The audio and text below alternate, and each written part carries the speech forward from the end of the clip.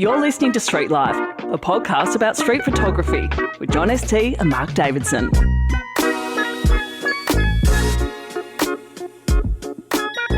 You're listening to Street Life. I'm Mark Davidson, a street photographer from Melbourne, Australia, and with me, the shooter extraordinaire from Sydney, my mate, Mr. John ST. How you doing? I'm doing really well, thanks, Mark. How are you? Oh, very good, very good. Oh, that's good. Can I start today with a little bit of a humble brag? Yeah. Well, I don't know. We had Ruben Radding on last episode, and We did. we're similar generations. I'm sort of maybe at the tail end of his, and he said our generation, they don't tend to boast, they don't tend to brag. You know, we don't like to self promote ourselves, but fuck it, let's do it. We're going to break that mold today, people. We're not Gen Zers, but I stayed at a hotel on Thursday night, in Melbourne, and they had 30 of my photos on the wall. It's very good to see your photos on a wall in a hotel. It was very nice. Is that the one you flogged a whole group of them to? Yeah. Ages ago. Oh, you went there. That's lovely. Went and stayed there for a night. And hold on, what hotel was that? Come on. It's called the Indigo Hotel in Flinders Street in Melbourne. It's very nice. It's like an art hotel. It was grouse. I've heard. Listen to you Melbourne. It was grouse. Your little Melbourne-esque thing. That's great. I know that hotel. I didn't realise you'd sold them to there. Yeah. That's awesome, mate. That was some time ago, wasn't it? It was halfway through last year. They reached out just randomly, got in contact and asked to buy 30 of my prints, and they were a delight to deal with. They were super professional. How much? 30. How many? 30.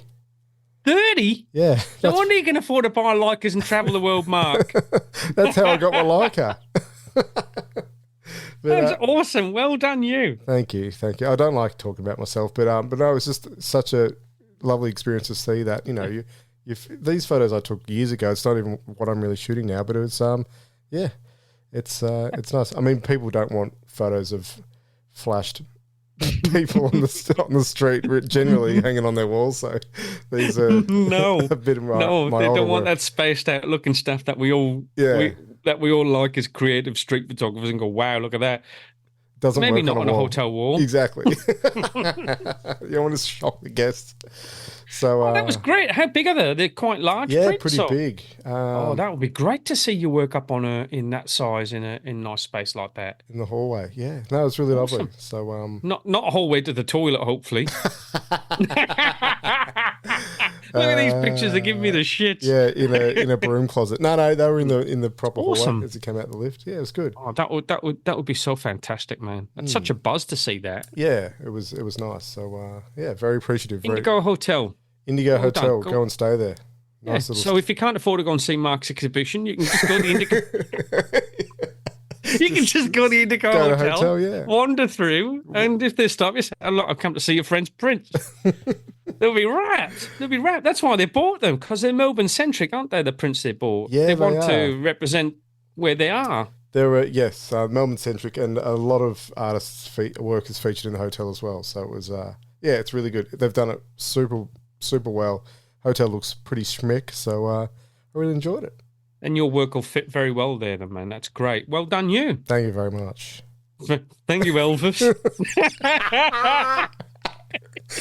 Thank you very much.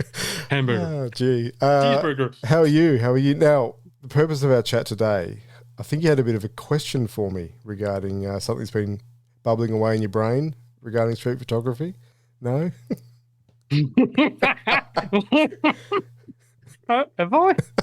Would that happen to be the question about the topic today, Mark? That would be the one, yes. That's great. Yes, I have. And that burning question mark that's been sitting in my brain for some time is, do you get better shots when you're out by yourself or when you're out shooting in a group? Instinctively, I'd say by myself.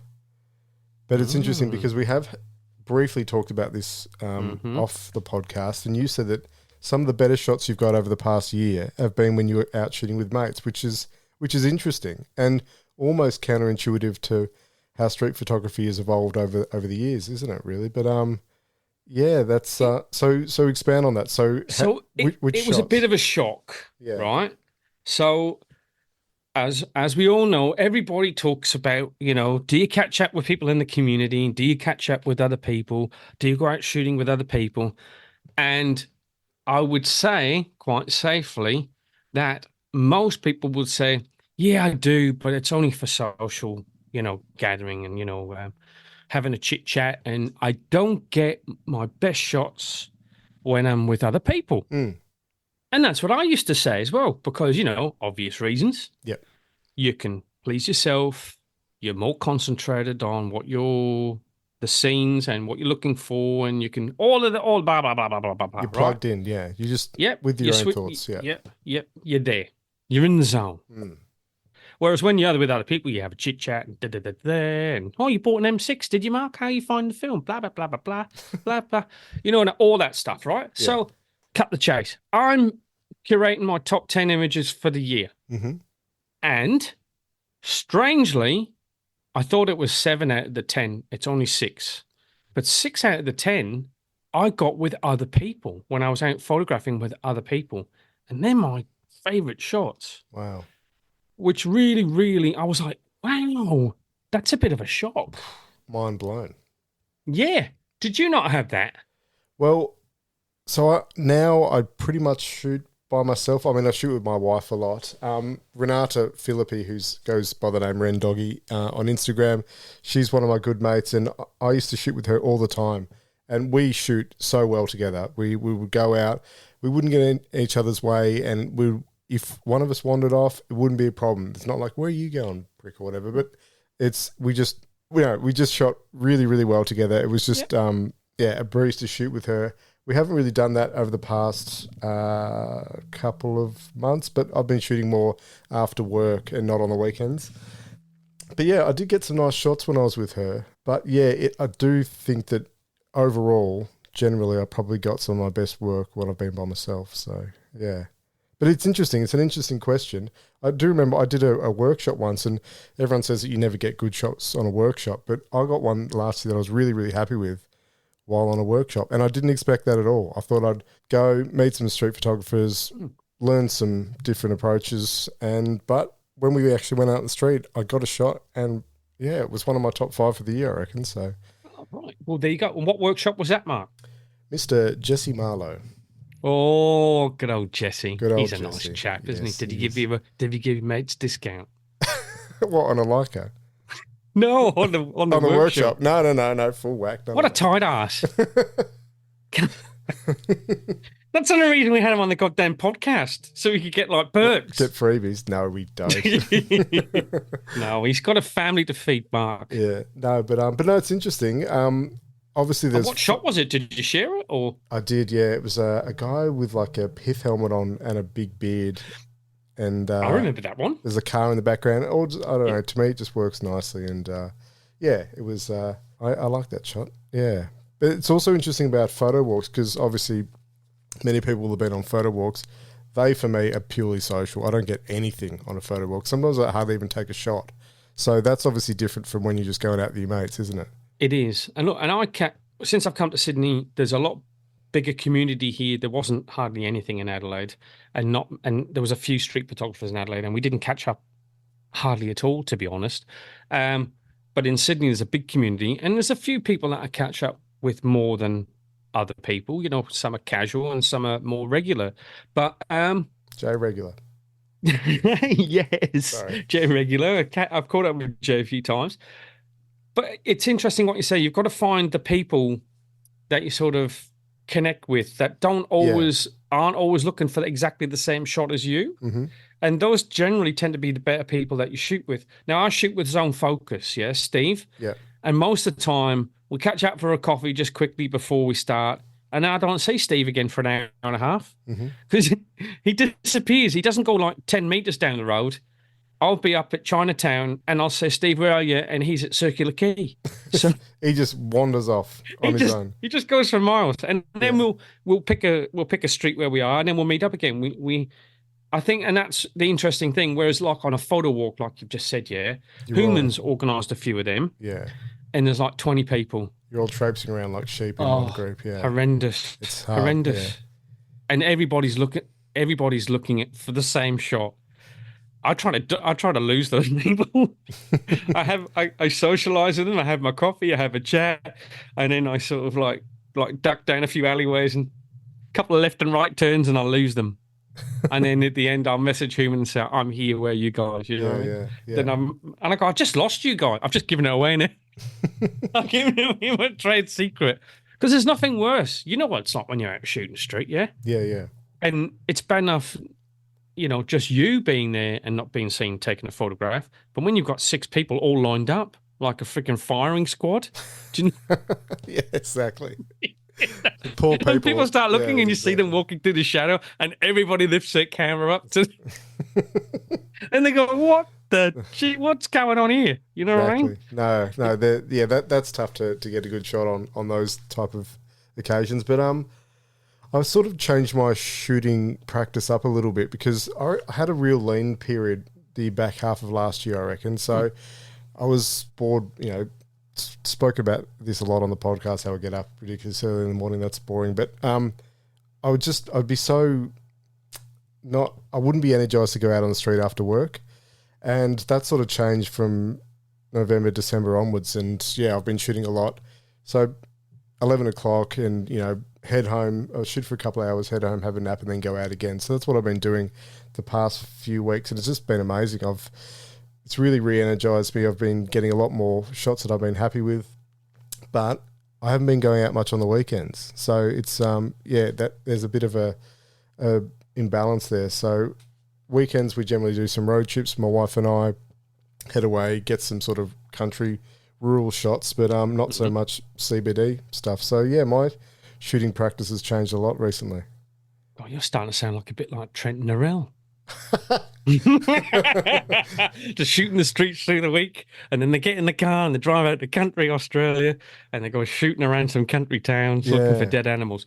No, but what changed though? What reignited that spark? Because you did hit a bit of a lull, and I think everybody goes through that. Yeah, I think it's natural, and you shouldn't sort of fight it really. Maybe just take a couple months off and just do some other things, photography adjacent maybe. But if you're not feeling it, you don't always have to push yourself. But I think there does come a time where you go, right, I've got to get my ass out there and start shooting again. And for me, film's been great. I've just learning that process, playing around. So I've been doing a lot of double exposure on film sort of stuff at the moment on the streets, which has been fun. And just trying new things. And it's been a blast. So getting some shots that I'm happy with. I'm shooting a lot, but not really posting at the moment. So it's been fun. It's been really fun. So, but you've just been doing it by yourself. Yeah, Han Solo. So just me. Yeah. No Wookiee. But I do like. That's a really bad Wookiee. Don't do the lightsaber or whatever you do. Oh, here he goes. But anyway, go on. No, but I do enjoy shooting with people. As I said before, I don't think I get my best work when I'm shooting with other people, but I do enjoy it. But the past few months, it's just been me, myself, and I on the street, really. So, and I love it. I love being by myself. So. Yeah. And so do I, right? But I've also found when I shoot with people, if you've got that little bit of doubt, you go, right, I'm going to go out shooting tomorrow. You get yourself out of bed, and you go, if you're on your toes, sometimes you might look out and you go, bit windy. There's a cloud there. It's going to come in cloudy. You'll make an excuse not to go out. But when you make a commitment to catch up with someone, it makes you go out. Yeah? Yeah. That's what I've found. Yes. So that's also a good thing. But I don't know about you, Mark, but even when I'm with other people, I'm listening and I'm chatting, but I'm always still looking. Always looking, always still looking. That's my first and foremost thing, right? Because I can't switch off. Even when I'm with my wife, Lisa, pisses her off no end. How I haven't been, she hasn't claimed for divorce yet, I don't know. Maybe it's because I'm not worth anything. You're always looking around, so what are you looking for? I can't help not look. But I tell people right from the start, look, I'm having a chat. I'll come back. If I break off in conversation, don't be offended. I will come back to it. Yeah. Because I will just go, they'll be talking, I'll be like, I'm dashing across the road to get a shot or something. I do that a lot. Yeah. So I have to tell people, you know. I need to do that disclaimer as well, because I'll often run into street photographers on the street, and I probably come off as a really rude asshole, because I do the same. Like, we're talking, having a conversation, but I'm looking around and getting ready to run off, and they're probably thinking, "What's he doing?" But they should understand, I guess. Well, of course, but you're happy to have a chat. But at the same time, you're out for a particular reason. We're all short of time. Yeah, we're all working, right, and we have a very small window. Some of us have kids. Some, wives, relationships, other things, other commitments, family, Sleep. blah, blah, blah. And you have a window. Yeah. And you go, oh, look, there's Sam Strong. He's a top bloke. But that's cutting into your shooting time, isn't it? Yeah, that's right. That's right. And he's a top dude. He's a lovely man. Yeah. He's a lovely bloke. But at the same time, you go, love to, and we love nothing more than talking about our crap. Exactly. Because that's the other photographers, that's the only time that they don't like go blank and fall asleep and start snoring. You know what I mean? To get all the crap that you talk about, new lenses and, Leica M6s, and I'm going for Ilford, bloody blah, blah, blah. We get all that and we love it. You tell you, well, you're lucky because you've got a photographing wife, a photographer. That's good. My wife, not so much. So she likes rollerblading. No.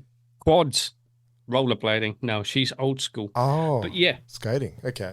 But I just want to touch on something. So you said your passion was reignited when you picked up a film camera, right? Yes. Now you know what we've spoken extensively about film on here, and people know I think it's a bit of a rort, right? Yes. However. I know what you're going to say. However. Yes, big however. However, I've said that a number of times now. I say lots of things, but I'm not so stubborn that I will not correct myself if something changes. Now, I was given the opportunity to do a challenge with Dan, the cameraman, cheap camera challenge, right? And the idea is, you don't know what camera you're going to get. It could be a box brownie with a hole in it. It could be a Sony. It could be whatever, right? You don't know until the day. Yeah. So you set it up, and then he follows you around, and you've got to work with this piece of shit he's giving you, yeah? He gave me a Minolta, which apparently Sony bought. So double whammy. Film camera. Now, I pooped my pants. If anyone wants to go and watch it, please do. I was Mr. Negativity for about the first 15 minutes of that 18-minute thing. But in saying that, once I got the thing, I really, really enjoyed shooting with the film. And I even more so, even though I was shitting my pants about the images I got, I was worried about whether they're going to be all black. And they weren't. You got some good shots. I did. And when they came back, I looked at them and I thought, there's something about them that looks different to a digital image. And now one of my favorite images that I got on that day, I've tried to replicate with my Fuji, and it doesn't come out looking the same. It doesn't, no. It doesn't feel the same. There's something about it. So that got me thinking. Hello. Maybe, John, maybe, John, it's time to swallow some of that crap you've been spouting and dip your toe in. Yeah, we'll get like a little Minolta, because you don't have to jump in and get a Leica or M6 or anything, but my wife's got a Minolta and it's great. Just get one of those, couple $100. Can't go wrong. Yeah. Bang. Yeah, but it's the thousands of dollars of film that you have to buy. Yeah, but you can shoot a couple rolls a week and you don't have to go fully into it. You're still going to shoot on your digital cameras, I imagine. You're not going to chuck them in the harbour, are you? Or No, I'm not. I'm not. I still love my Fuji. Yeah, go for it. Why not? Yeah, I think I will. I think I'm going to... God, Lisa's going to listen to this and go, Mom, no, not more money. Because I did. So yeah, I jumped straight into that thing and I thought, right, what film camera am I going to buy? Leica M6 I looked at straight away. Yeah, they're about $4,000, aren't they? Yeah, but I don't know. They're pretty pricey. And pretty pricey. I think I might start off lower and see if I like it first and then move up to the big guns. You know? I think it's a great idea. Dip your toe in. Look, if you're into photography, you may as well shoot it all.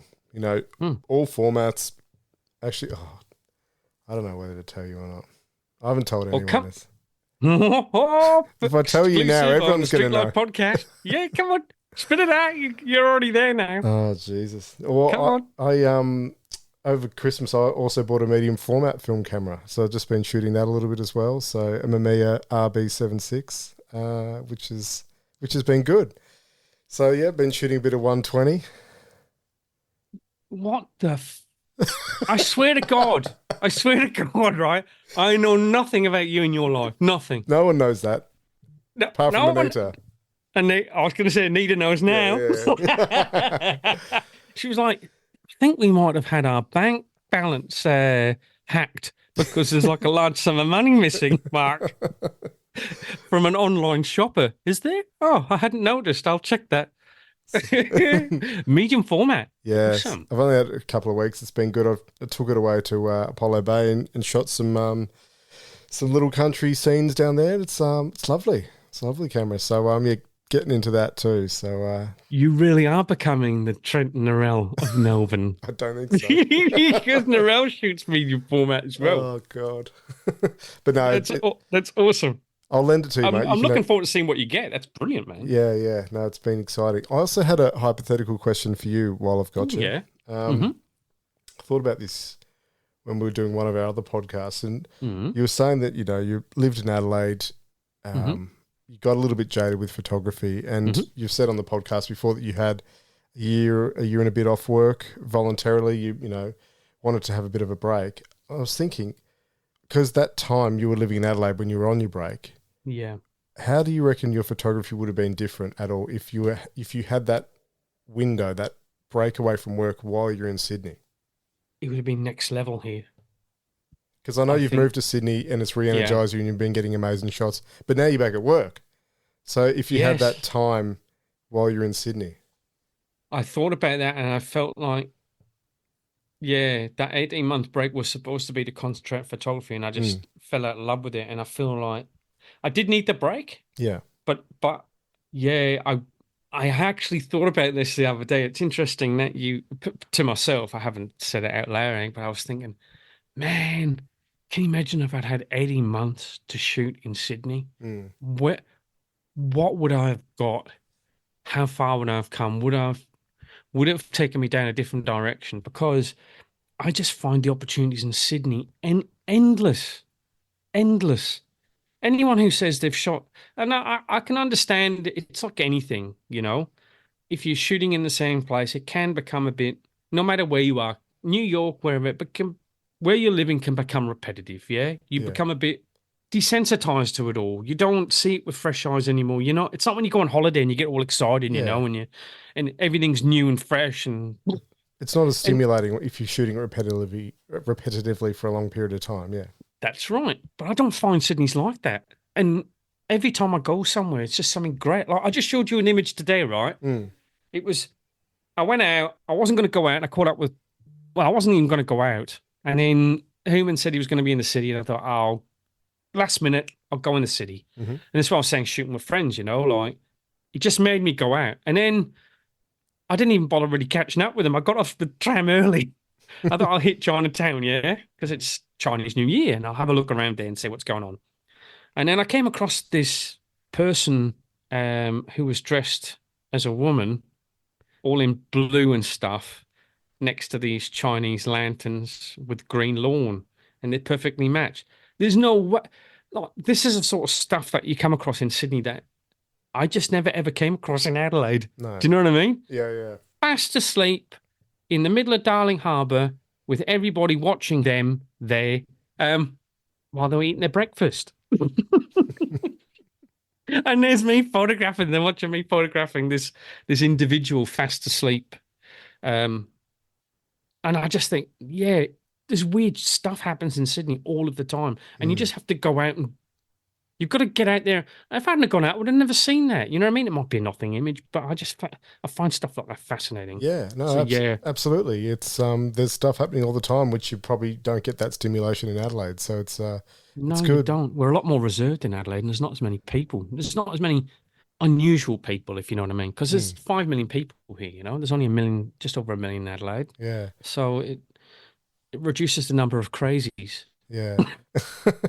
Doing odd stuff because people do odd stuff, don't they? Of We know course. that as street photographers that now we're paying attention to the world. People do some really weird stuff. Yeah. I And mean, you just spoken about the dude on your thing that was wearing a pit helmet. Why? I have no idea. But he He looked amazing. He looked looked incredible. amazing. I remember that image. But why? Yeah, I Who don't know. just It goes, was today I'm going to wear my pit helmet when I go out? yeah. And he was dressed, in this beautiful suit as well. It was just it was a lovely looking fella. Yeah. We should all dress like that, I reckon. Make life a lot more interesting. Well, I'll let you start that trend.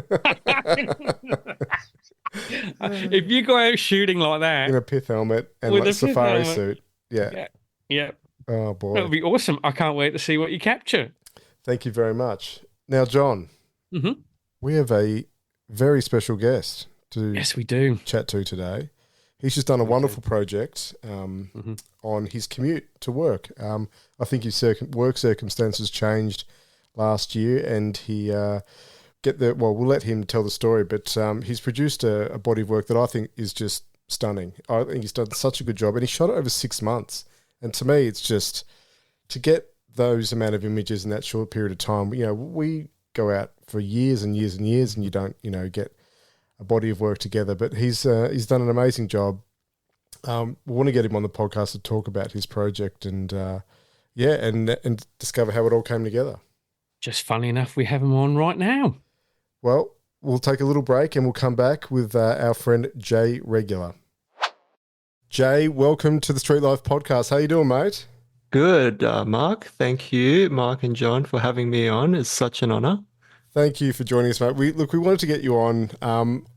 I've been following your progress on a project that you've been doing called Commute, and which you've turned into a book recently or a zine.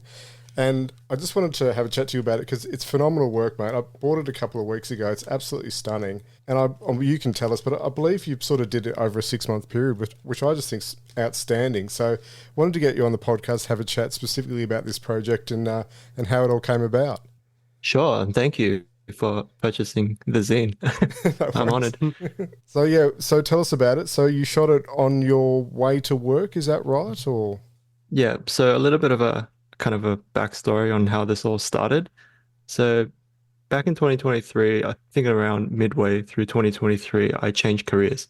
And that basically required me to travel to the city for work because their office is based in the city area. And so just to give guys a little bit of context for people who are overseas, Sydney City is what most people know, and that's what we consider the central part of, Sydney.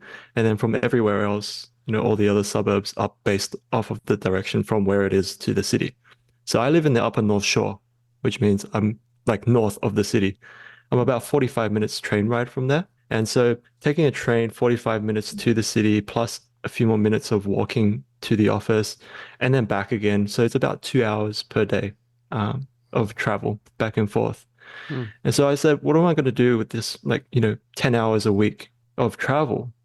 And because I've never had a job where I'd actually go that far to work, it was very exciting for me. Usually I'd go to the city only on weekends.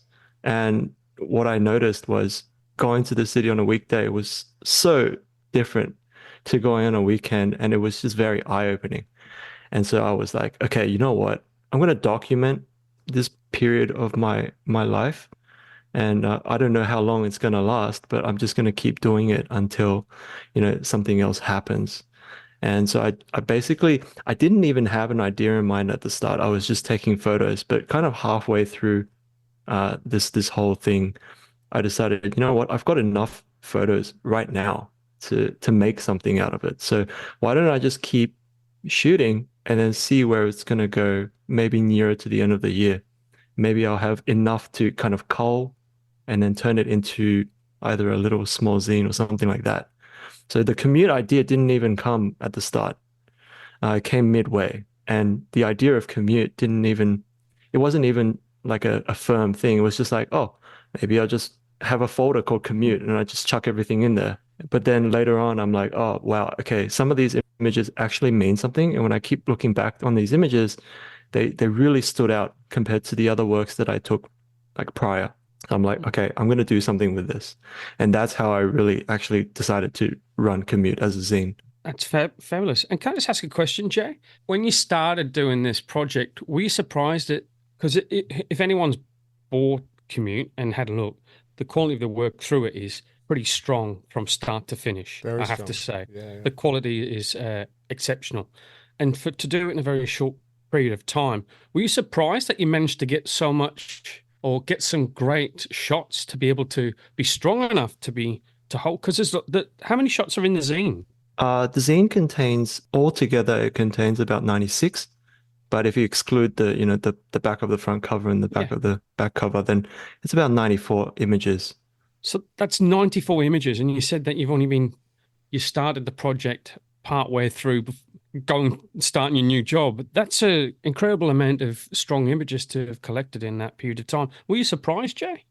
I've always been, someone who'd carry their camera wherever I go and take Hmm. photos. But it was only, halfway through taking these photos that I start to realize that this could be something. And I've always had my own method of taking photos, which is more of a impulsive reaction rather than kind of planned sort of thing. So if I go somewhere and I see something and my body tells me to take that photo, I'm just gonna do it, right? If it's a scene that clicks in my head, I'm not gonna force myself to think too hard. I just let my body react. Hmm. And naturally, if I pull the camera up to my eye, that's it, that I know I have to follow through. And so I feel like a lot of the photos that I took during the commute period, I did that unconsciously without knowing. And when I do those sorts of things, it's only later on do I realize that these images are my favorite. Why? Because of X, Y, and Z. I think in those 6 months, I took more pictures that I'm happy with than I did in the last like 2 years of taking photos. Probably it was due to the fact that everything was very new to me because of the different time that I travel and because of the different things that I saw. I think that was mainly it. And I saw everything through rose-tinted glasses. So I think Commute for me, for this zine, it was very special because everything was just very new to me. And that in a way made it very special as well. Did you find it challenging, like having to photograph like on public transport and it wasn't all on the train? You were transiting through train stations, etc. Did you find that difficult? Because on the street you can sort of shoot and move, shoot and move and take yourself out of a difficult situation. But it's a little bit trickier shooting on a train, isn't it? But you're going to get noticed. So was there any challenges in that doing that, Jay? There were definitely a lot of challenges when it comes to taking photos, especially in a train setting, Mm. because it's kind of a fine line between is this a public space or is this kind of more of a contained space? Mm. And also because you can't go anywhere, there's more chances of conflict arising physically if, say, the other person was to get a little bit more confrontational. However, I find that if you look through the book, a lot of the photos that I take, I try not to show people's faces too much, or I try to minimize the amount of, identification in the photo. And I try to portray people more as how they are in their, natural environment. So I respect, for the most part, I try to respect everyone's privacy, or at least take photos where I know they're more unaware of me than Yeah. usual, right? People like either looking through a newspaper and their face is entirely hidden behind the newspaper. I'm comfortable with taking photos like that on a train. Mm. People falling asleep on the train. Mm. They're obviously asleep, so they don't really notice me, but the scene looks great. Like there's a certain beauty to the scene that I see, so I take that photo. However, sometimes I have taken photos, and it's not in the zine, but I've taken plenty of photos where it's just people talking on the train, people actually eye contacting me on the train, stuff like that has popped up, but I decided not to include those in the zine purely because I didn't want to show their faces too much. And Jay, what I love about this project and the printed work that you've produced is just the variety of work, the sheer variety of it. It's, you've got some slow shutter speed work in there. You've got some more documentary style shots, some serendipitous shots, even some abstract and more detailed shots. So, as I said, there's just the breadth of work here is just amazing. So, was that a conscious decision, or you just were shooting sort of instinctively and that all came together naturally? Yeah, mostly instinctive, but like I think I mentioned this on a YouTube video done with Human. But I am trying to portray Sydney like in a way that doesn't really tell people that it's Sydney.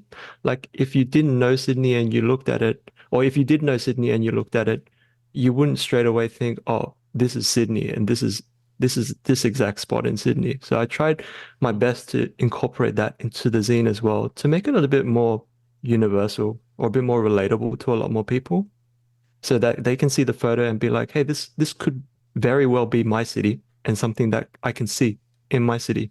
So a lot of the slow shutter stuff, it's people commuting, it's people walking back and forth.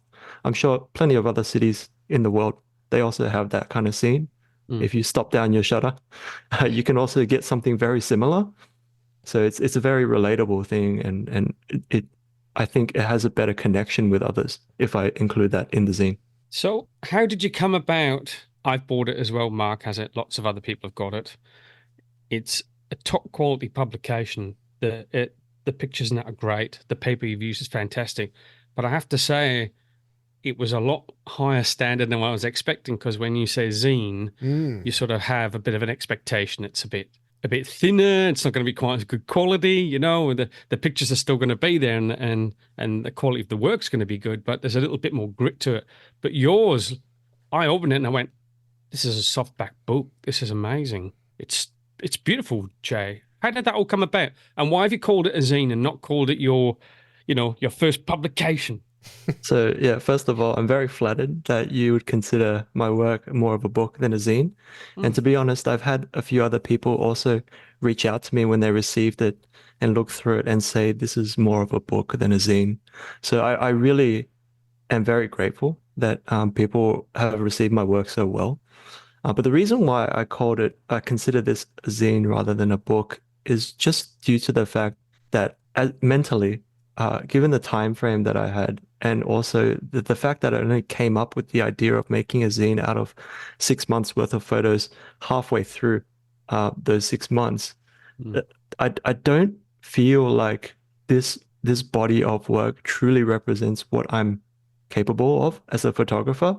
It represents me at that moment in time, but it doesn't represent me. I don't feel like it would represent me in the long run. So that's why I wanted to say this is more of a zine, and that it'll take me a while more before I can truly say like I've released a book, whether it's based on Commute as well, or whether it's something completely different.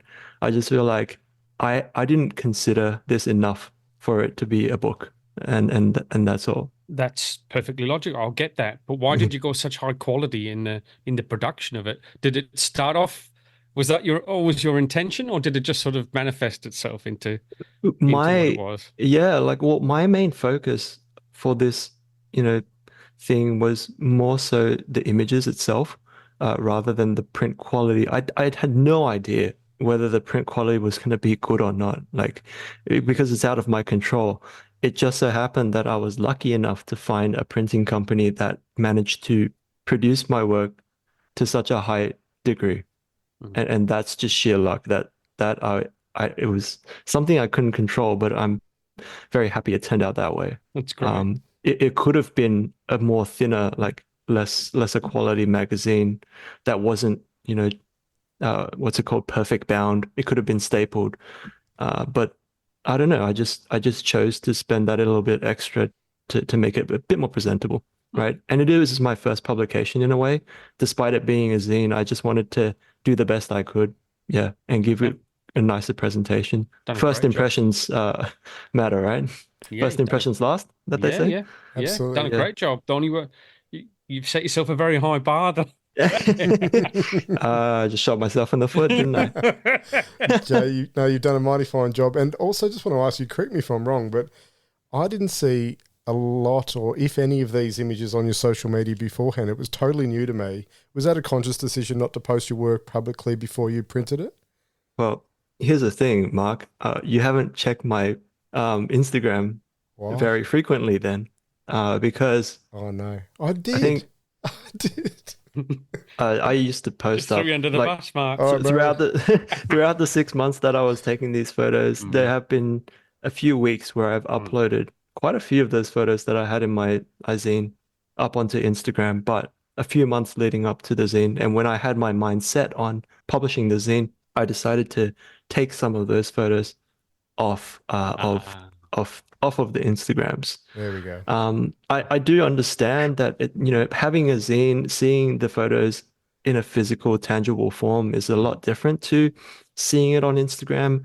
But I just wanted to take it off anyway because I know some people don't really care for that kind of thing. And if they've seen it in one platform, then they don't really feel the need to see it on another. Mm. And so I just wanted to cover all my bases and, you know, put it out the best way I can. good idea. And thankfully, the Instagram algorithm obviously went against Mark, and he didn't. Yes, I feel Well, like a right And he twat didn't now. get to see the images as you posted them, which happens to a lot of us. We don't get to see a lot of the people that we follow anymore. We get to see lots of cats and reels and shit, but we don't get to see the people that we want to Yeah. actually see. So if you've posted it up and then you've taken it down, well, then there you go, Mark. I've just dragged you from underneath that bus.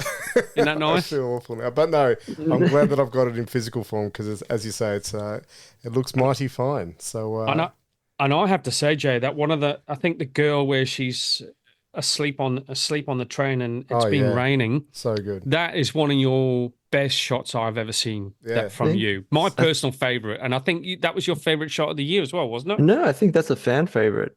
Oh, When I first put that photo up on Instagram, it garnered a lot of attention as well. I loved And, it. personally for me, that wasn't my favorite shot. Really? No, when I took that photo, I thought it was beautiful, but I didn't look too much into it. But, over time, I've had people who say, oh, this is a standout shot. And Hmm. it received, it was highly received by people on social media. So I was like, I re-looked at it and I was like, you know what? I think I kind of understand what people are seeing in this photo. And then yeah, I included it in the zine because I think it is a nice photo. there's a tenderness to that shot. It's not Yeah, just the dramatic tones and everything that you caught of a girl asleep. There's a tenderness to it. You've done it so well. It's not just, yeah, that's my opinion. I thought it was lovely, but it's interesting. We're always like that. People yeah, who think, yeah, this is your strongest work or whatever. When you ask the person, it's not always their favorite shot for obvious reasons, because we've got emotional connections to different shots that we've got, I guess. correct, correct. A lot of my favorite shots tend to be more of the ones where I take the photo impulsively, Mm. whereas that photo, I actually took my time. I was actually staring at her for quite a while before I decided to take the photo. Yeah, but anyway, thank you for that. No, it's good. And Jay, is there any copies left? Do people want to go out and buy it? Yes, I still have a few copies left. I'm actually in the process of creating a website. I think it's live right now.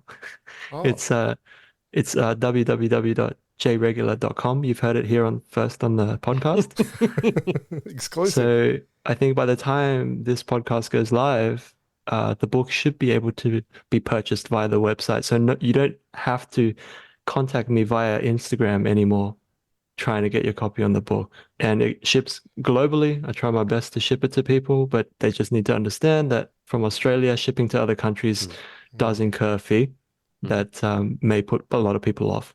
So Yeah.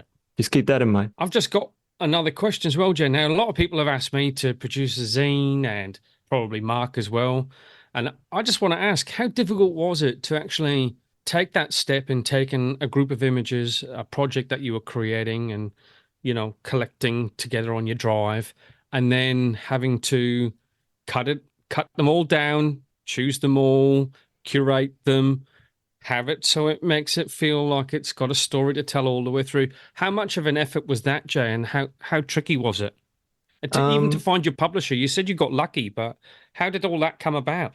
So I used to take photos and just leave them in one fat folder in my hard drive, and it was very difficult to sort out those photos. But because I had an idea in mind to make something of a zine, I decided to kind of portion out my photos into months, into bite-sized chunks. Mm-hmm. And then from there, I'd go back on previous months and I'd take out the images that I don't like, leave some on reserve.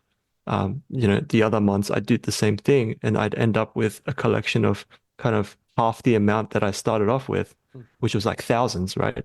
I bring it down to in the hundreds.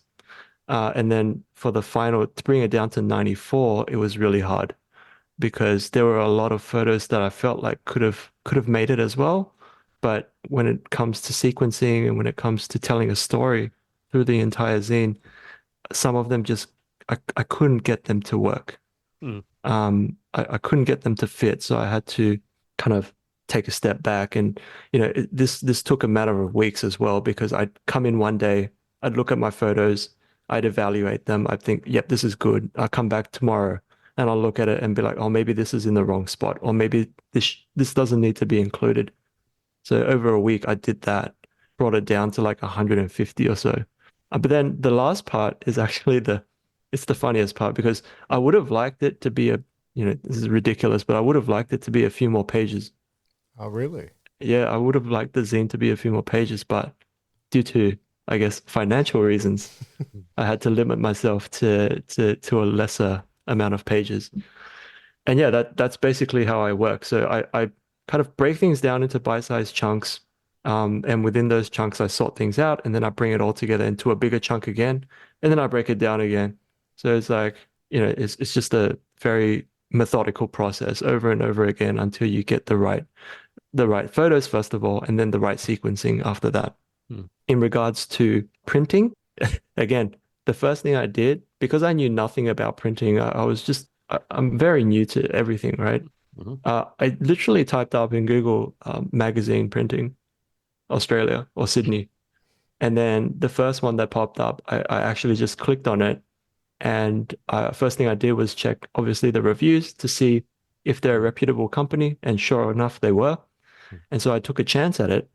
And amazingly enough, they were so good in terms of their service and customer service that I decided to go with them all the way through to the end. Actual fact, originally I wanted to print this book in CMYK in full color. And for people out there who don't really understand, it's just a printing process where they use just like the toner cartridges. You've got your CMYK, which is the blue, yellow, magenta things, and that creates black. But somewhere along the way, the printer, the guy who manages the printing of the zine, he actually came back to me with feedback, and he says, "I took a look at your photos, and I recommend you not to print in CMYK." And I was like, "Oh," I was surprised. I was like, "Oh, okay. Why is that?"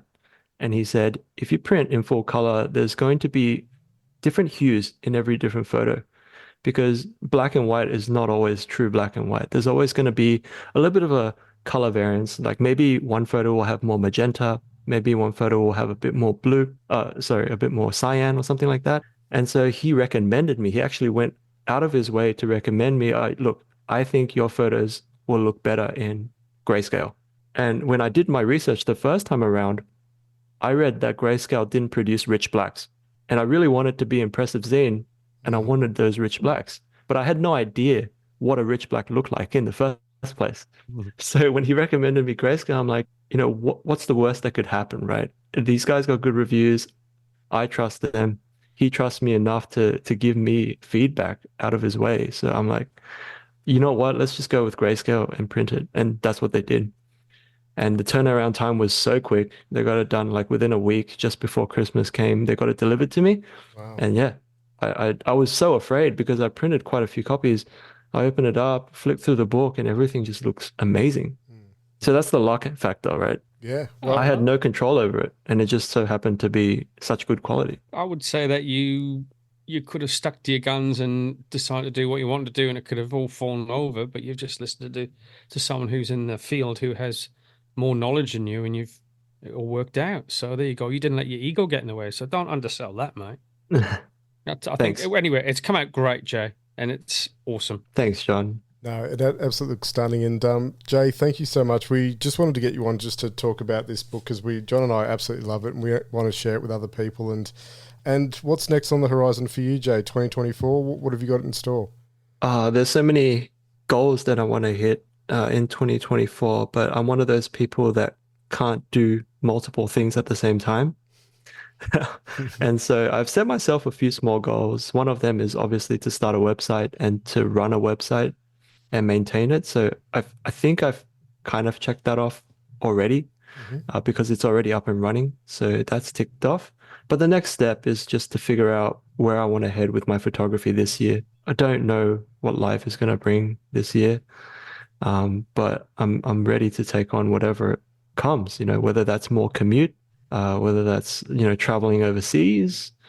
There's always opportunities to do something new, and I'm always looking forward to trying new things. Well, more power to you, Jay, and thanks for sharing your work. And people go and look him up, Jay Regular, on Instagram, and at your brand new website, which is www.jregular.com. It'll be in my bio on my Instagram, and I'll probably announce it on my YouTube channel too, which is also J Regular. It's very easy. Fantastic. Thank you, mate. It's brilliant. Thanks for joining us, Jay. And thank you, Mark. Thank you, John. Really appreciate it. Thank you for having me. Thank you very much. Welcome, Bye. mate. Ciao. Bye.